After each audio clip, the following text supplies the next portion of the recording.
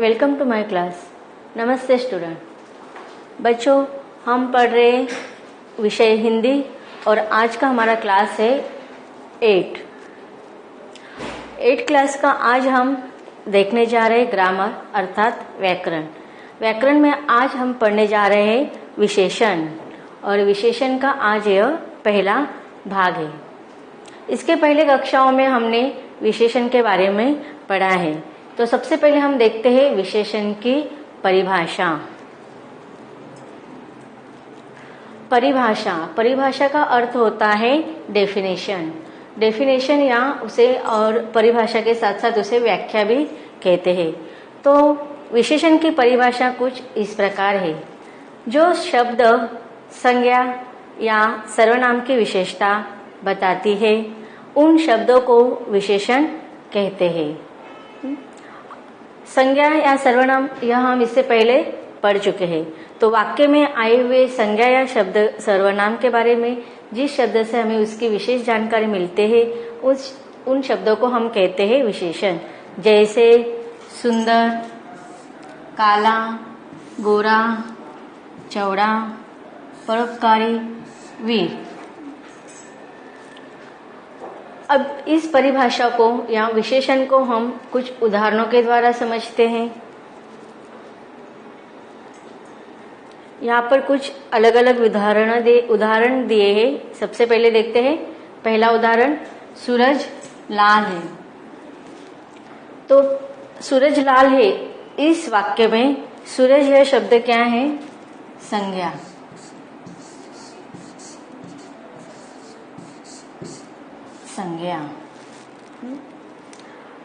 तो सूरज के बारे में यहाँ पर विशेष जानकारी देने वाला शब्द है लाल। मतलब सूरज कैसे है? लाल। तो सूरज की विशेषता क्या है? लाल। तो इस वाक्य में लाल यह शब्द है विशेषण।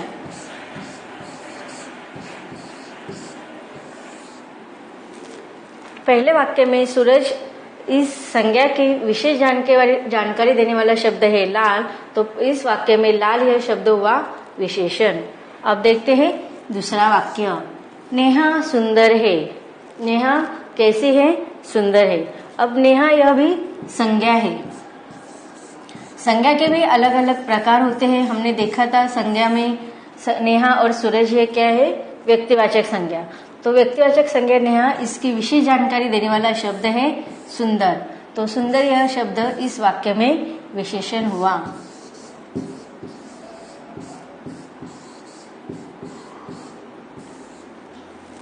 इसी प्रकार तीसरा उदाहरण है, एवरेस्ट सबसे ऊंची चोटी है। एवरेस्ट एक पहाड़ का नाम है और इसका विशेष नाम पता चल रहा है क्या है? संज्ञा, व्यक्तिवाचक संज्ञा। तो एवरेस्ट पर्वत तो बहुत सारे हैं, लेकिन सबसे ऊंचा पर्वत कौन सा है? एवरेस्ट। तो उसकी ऊंचाई के बारे में यहाँ पर हमें जानकारी मिल रही है। तो ऊंचे चोटी यह क्या हुआ? विशेषण।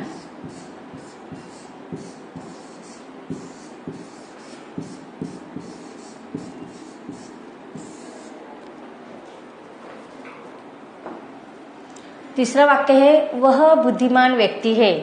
अब वह बुद्धिमान व्यक्ति है, इस वाक्य में वह यह शब्द क्या हुआ?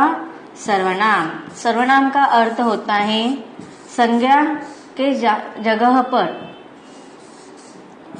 वाक्य में हम संज्ञा के स्थान पर जिस शब्द का प्रयोग करते हैं उसे कहा जाता है सर्वनाम। तो सर्वनाम में वह बुद्धिमान व्यक्ति है। वह व्यक्ति कैसा है? बुद्धिमान। तो बुद्धिमान शब्द यह क्या है? उसकी विशेषता है, विशेष जानकारी हमें पता चले। तो वह इस सर्वनाम की बुद्धिमान यह शब्द क्या हुआ? विशेषण।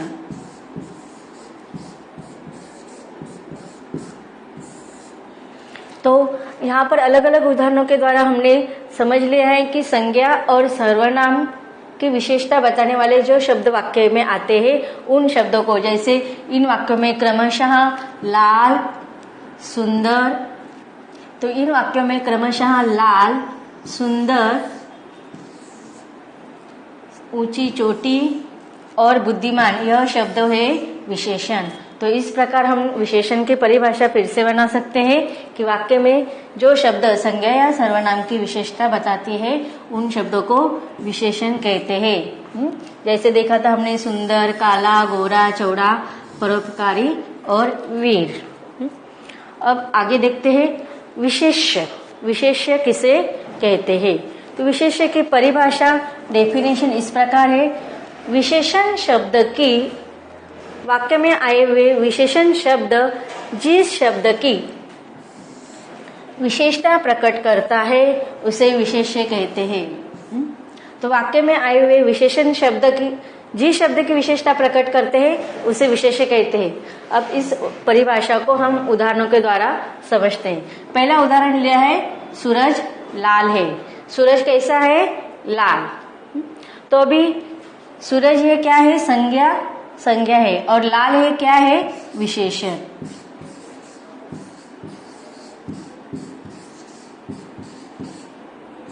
दूसरे वाक्य में हमने देखा था नेहा सुंदर है। सुंदर ये क्या है? सुंदरता यह उसकी विशेषता है, तो यह शब्द क्या हुआ? विशेषण।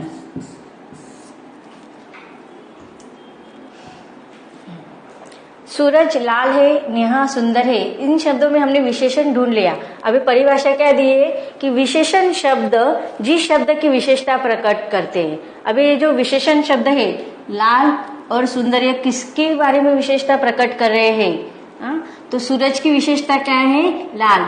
तो यहाँ पर इस वाक्य में सूरज की विशेषता प्रकट हो रही है। कौन सुंदर है? नेहा सुंदर है, तो नेहा की विशेषता प्रकट हो रही है।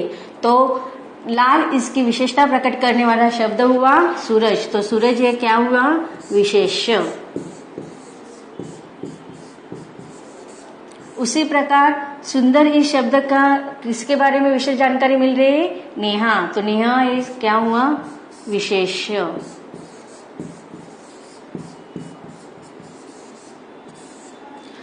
विशेष्य को हम और एक तरह से समझ सकते हैं कि वाक्य में जो संज्ञा या सर्वनाम आते हैं उसे ही हम विशेष्य कह सकते हैं, क्योंकि संज्ञा और सर्वनाम की ही विशेष जानकारी बताती है। तो यहाँ पर विशेषण समझ में आ गया। फिर विशेष्य किसे कहते हैं और सर्वनाम और संज्ञा को ही हम विशेष्य कहते हैं।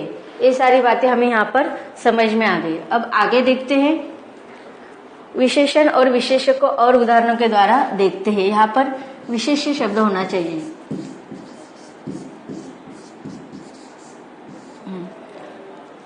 जैसे कि पहला वाक्य है किताब मोटी है। अभी मोटी ये शब्द क्या हुआ? विशेषण।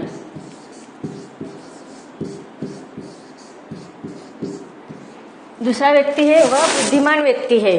वह कैसा व्यक्ति है? बुद्धिमान। तो बुद्धिमान यह शब्द क्या हुआ? विशेषण।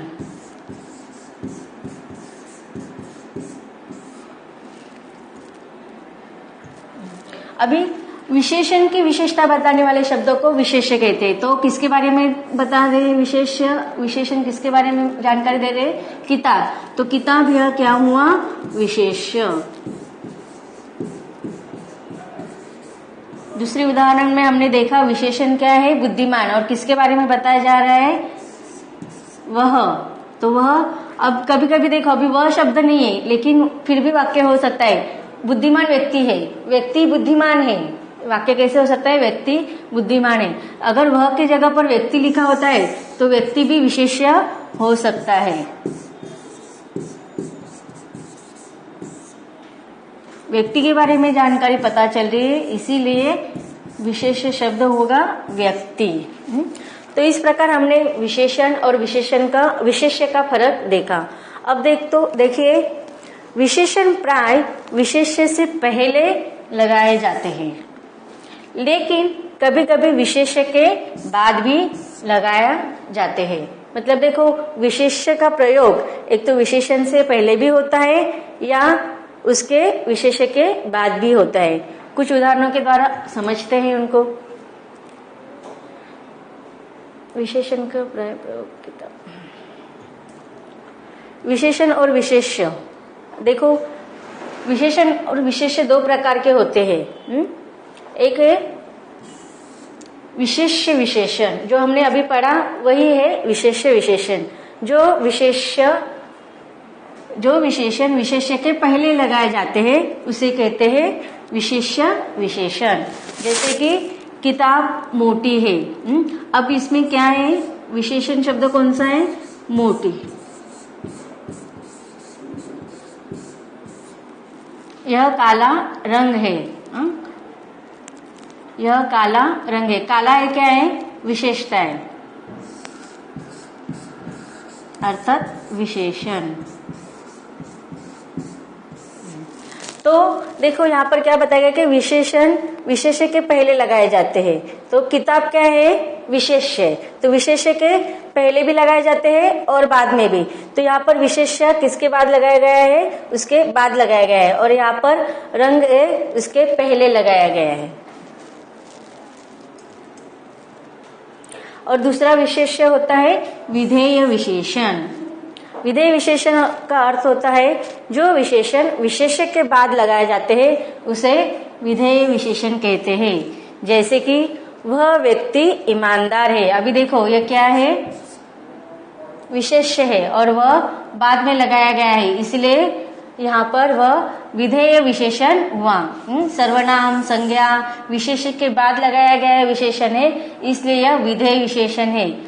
बच्चे शरारती है, दूसरे उदाहरण में उदाहरण है बच्चे शरारती है। अब कौन शरारती है, बच्चे। तो बच्चे क्या है, संज्ञा है अर्थात विशेष्य है, और विशेष्य उसके बाद लगाया गया है, इसलिए यह विधेय विशेषण शब्द हुआ शरारती।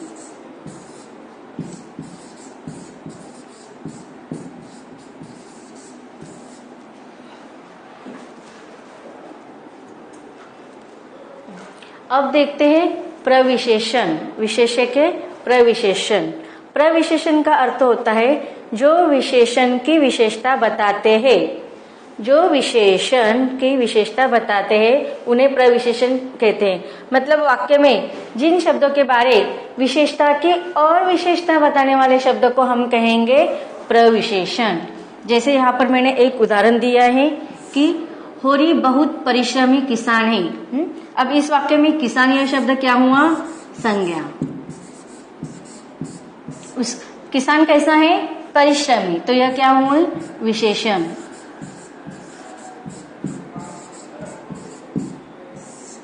किसान परिश्रमी है। होरी नाम का एक किसान यहाँ पर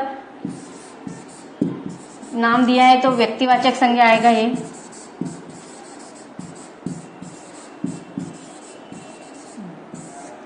परिश्रमी है तो लेकिन कैसा है, बहुत अधिक परिश्रमी है, तो यहाँ पर यह क्या हुआ, प्रविशेषण। यहाँ पर बहुत यह शब्द क्या हुआ, प्रविशेषण।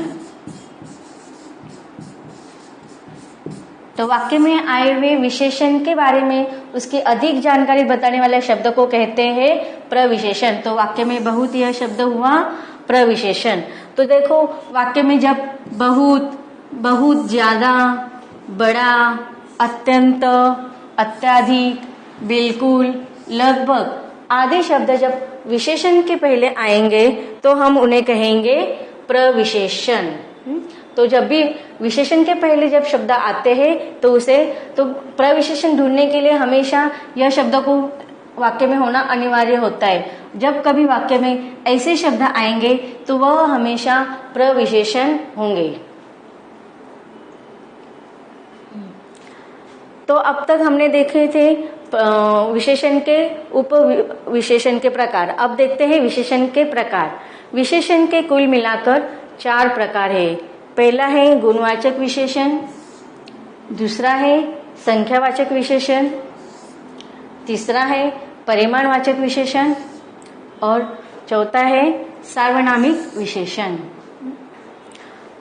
तो विशेषण के अलग अलग प्रकार हम पढ़ाई करने वाले हैं इसके अगले भाग में। बच्चों, अब तक हमने इस भाग में देखा विशेषण की परिभाषा, अलग अलग उदाहरणों के द्वारा विशेषण की परिभाषा पढ़ी हमने। उसके बाद देखे विशेष्य,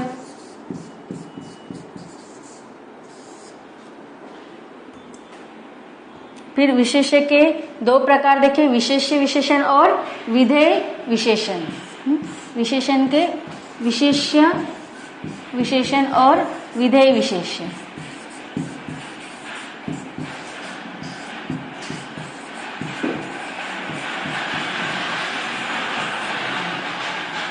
विशेषण, फिर विशेष्य,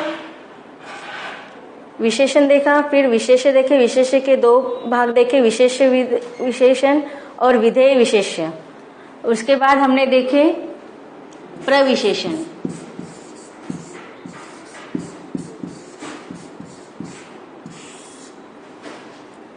तो इस भाग में हमने यहाँ तक पढ़ा। अब इसके अगले भाग में देखते हैं विशेषण के अलग अलग प्रकार कौन से हैं। तो मिलते हैं अब अगले भाग में।